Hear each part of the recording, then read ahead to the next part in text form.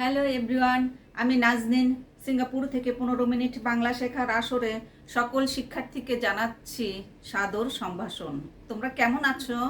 আজকে আমাদের পাঠ 112। আজকে আমরা শিখব পেশাজীবী সম্পর্কে বিস্তারিত এবং আরও লোককাহিনী, রূপকথা এবং কুসংস্কার সম্পর্কে জানব। তো শুরু করি। লাস্ট লেসনে আমরা কতগুলি পেশাজীবী শিখেছি। আজকে আরও নতুন কিছু পেশাজীবী সম্পর্কে জানবো। ওকে,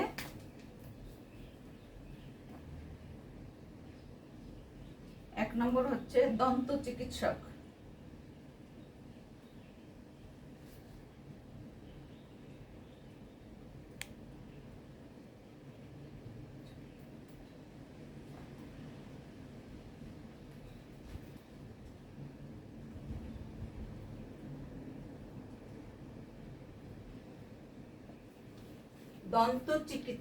দন্ত চিকিৎসকের কাজ কি?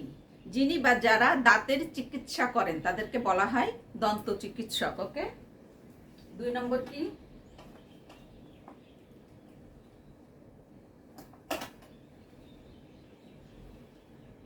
গোয়ালা।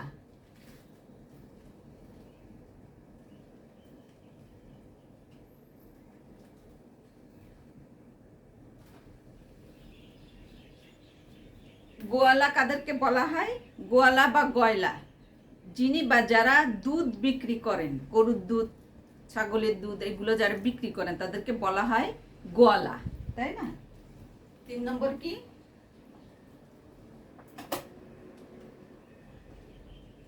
দর্জি।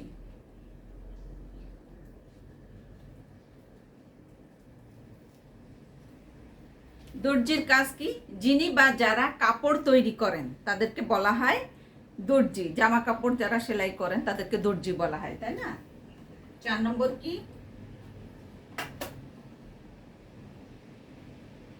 দারোয়ান।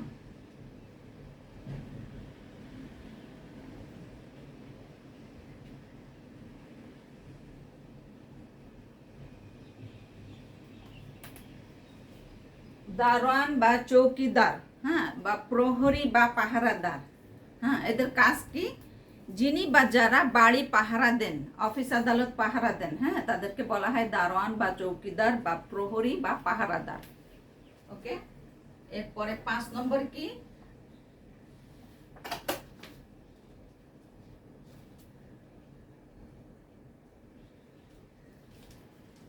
ঔষধ প্রস্তুতকারী।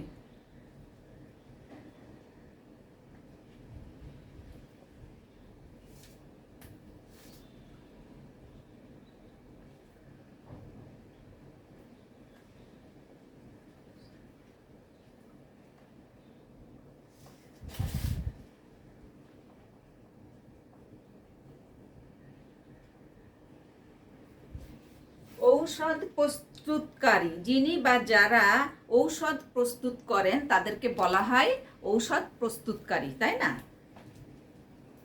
6 নম্বর কি হবে?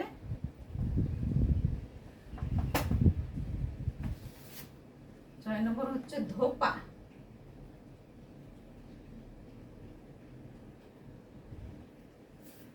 ধোপা কাদেরকে বলে? যিনি বা যারা কাপড় ধোয়ার কাজ করেন তাদেরকে বলা হয় ধোপা। 7 নম্বর হচ্ছে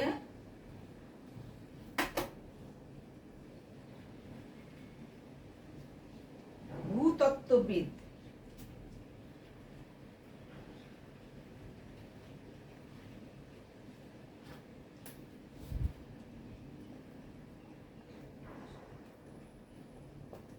ভূতত্ত্ববিদ, ভূতত্ত্ববিদ,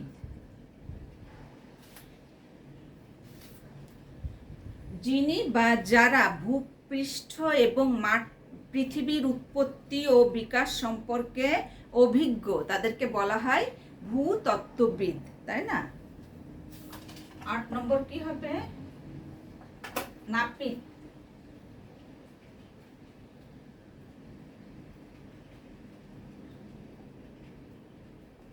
নাপিত কাদেরকে বলে? যিনি বা যারা চুল কাটার কাজ করেন, হ্যাঁ, যিনি বা যারা চুল কাটেন তাদেরকে বলা হয় নাপিত, তাই না? 9 নম্বর কি হবে?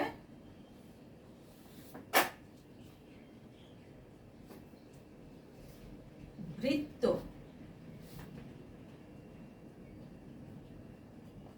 ভৃত্য কাদেরকে বলা হয়? যিনি বা যারা বাড়ির কাজ করেন তাদেরকে বলা হয় ভৃত্য। ওকে, তো আজকে আমরা এই 9টি পেশাজীবী সম্পর্কে জেনেছি, তাই না?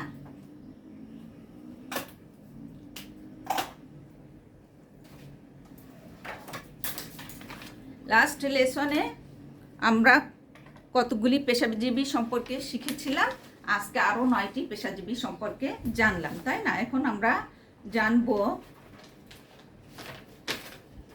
লোক কাহিনী, পৌরাণিক কাহিনী, রূপকথা এবং কুসংস্কার সম্পর্কে।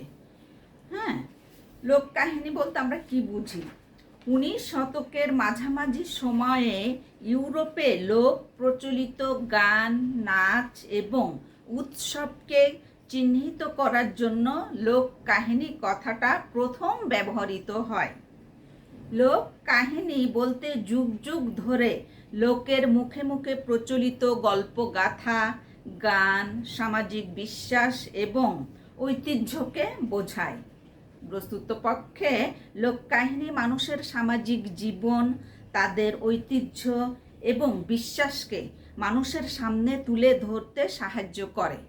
সাধারণত লোককাহিনীর মধ্যে অন্তর্ভুক্ত হয় পৌরাণিক কাহিনী, রূপকথা এবং লোকের মুখে মুখে প্রচলিত গান, গল্প প্রভৃতি।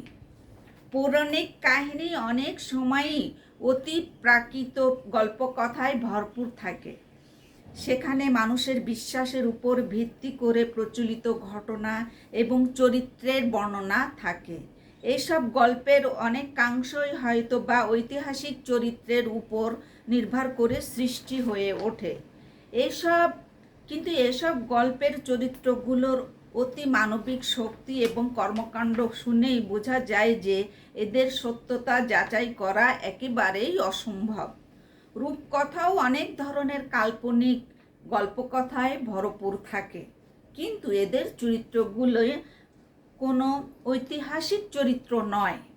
এগুলো শুধুমাত্র গল্প এবং মানুষকে আনন্দ দেয়াই এদের উদ্দেশ্য। লোকমুখে আরও প্রচলিত থাকে গান, ছড়া, প্রবচন এবং ধাঁধা। লোককাহিনী প্রতিটি সমাজে প্রচলিত আছে। খুব সম্ভবত মানুষ লেখা আবিষ্কার করার আগে থেকেই তাদের বিশ্বাস, ঐতিহ্য এবং বিভিন্ন কর্মকাণ্ডকে পরবর্তী প্রজন্মের জন্য বাঁচিয়ে রাখার উদ্দেশ্যেই এই পথ অনুসরণ করে।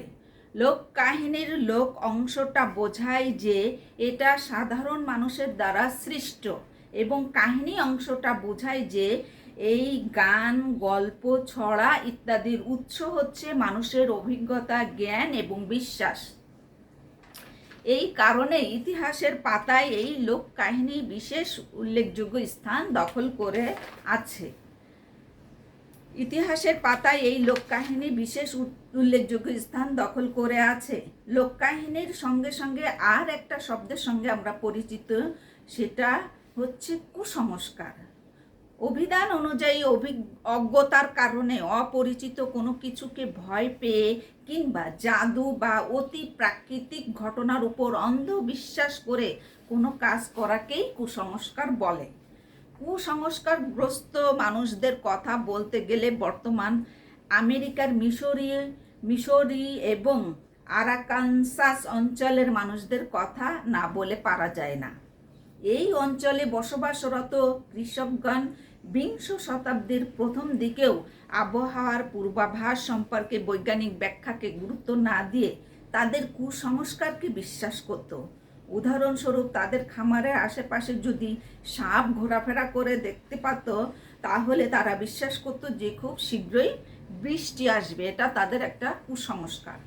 অন্যদিকে শুকনো পাতার ওপর, পথের উপরে যদি সে পাতা পড়ে থাকে এবং সেখানে যদি সাপের নড়াচড়ার প্রমাণ মেলে, তাহলে তারা বিশ্বাস করত যে অচিরেই অনাবৃষ্টি, এমনকি খরার মুখোমুখি হতে পারে, অনাবৃষ্টি, খরা, এটাও তাদের এক ধরনের কুসংস্কার। তাহলে আজকে আমরা জেনেছি লোককাহিনী সম্পর্কে, পৌরাণিক কাহিনী সম্পর্কে, রূপকথা সম্পর্কে এবং কুসংস্কার সম্পর্কে। তো এইগুলি জানার পরে আমরা যতগুলি নতুন নতুন শব্দ শিখেছি সেগুলি এখন একে একে এখানে লিখব এবং প্রত্যেকটি শব্দ দিয়ে আমরা একটি একটি করে বাক্য তৈরি করব। ওকে, প্রথমে আমরা কি জেনেছি? 1 নম্বর, প্রচলিত।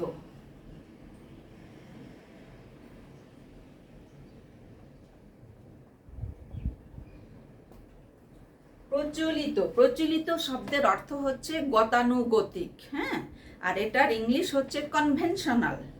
এখন এই প্রচলিত শব্দটি দিয়ে যদি আমরা একটি বাক্য তৈরি করি তো এভাবে বলা যায় যে লোককাহিনী বলতে যুগ যুগ ধরে লোকের মুখে প্রচলিত গল্প, গাথা, গান, সামাজিক বিশ্বাস এবং ঐতিহ্যকে বোঝায়। 2 নম্বরে আমরা কি জেনেছি?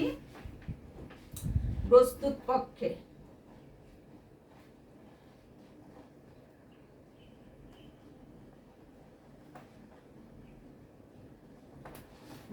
প্রস্তুত পক্ষে, এটার বাংলা অর্থ হচ্ছে আসলে এবং এটার ইংলিশ হচ্ছে ইনফ্যাক্ট।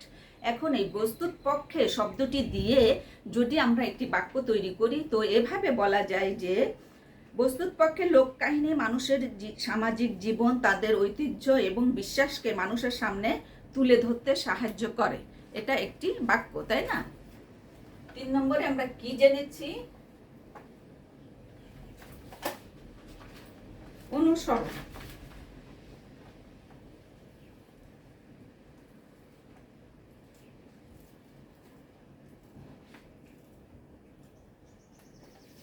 অনুসরণ, অনুসরণের বাংলা অর্থ হচ্ছে পশ্চাৎগমন, সমর্থক বিন্দু, আর এটার ইংলিশ হচ্ছে ফলোয়িং।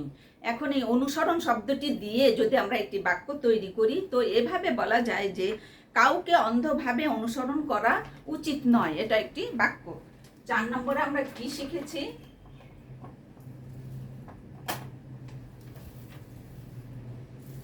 অভিজ্ঞতা।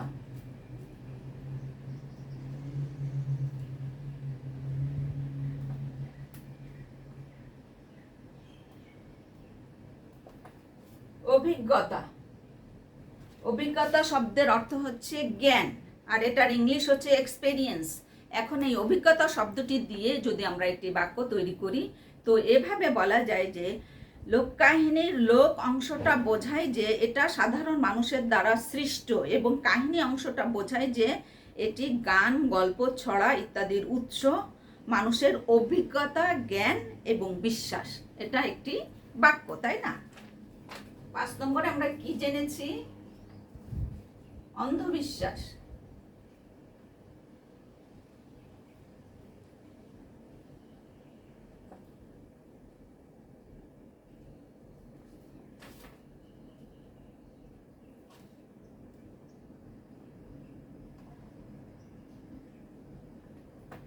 অন্ধবিশ্বাস, অন্ধবিশ্বাস শব্দের বাংলা অর্থ হচ্ছে অন্ধ অনুরাগ, গোড়ামি, হ্যাঁ, এটার ইংলিশ হচ্ছে ফ্যানাটিসিজম।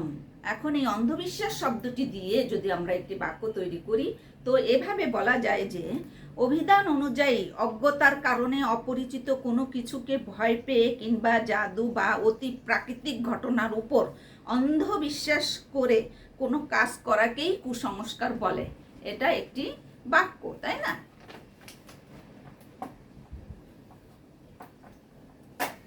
6 নম্বরে আমরা কি জেনেছি? অন্তর্ভুক্ত। অন্তর্ভুক্ত,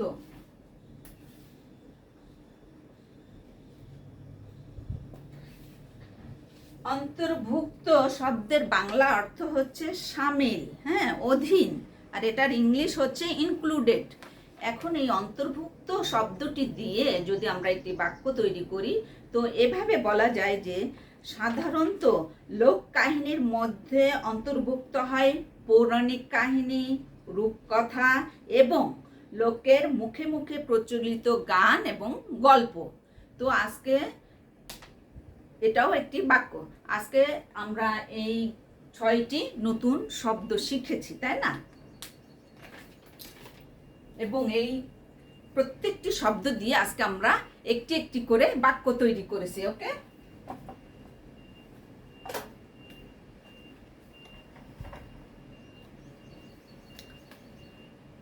তো এই ছিল আজকের আমাদের শিক্ষণীয় বিষয়। আমন্ত্রণ রইল আমাদের পরবর্তী ক্লাসের জন্য। সে পর্যন্ত সকলেই খুব ভালো থাকবে, সুস্থ থাকবে আর পরবর্তী ক্লাসের জন্য প্রস্তুতি নিবে। বাই এভরিওয়ান, আল্লাহ হাফেজ।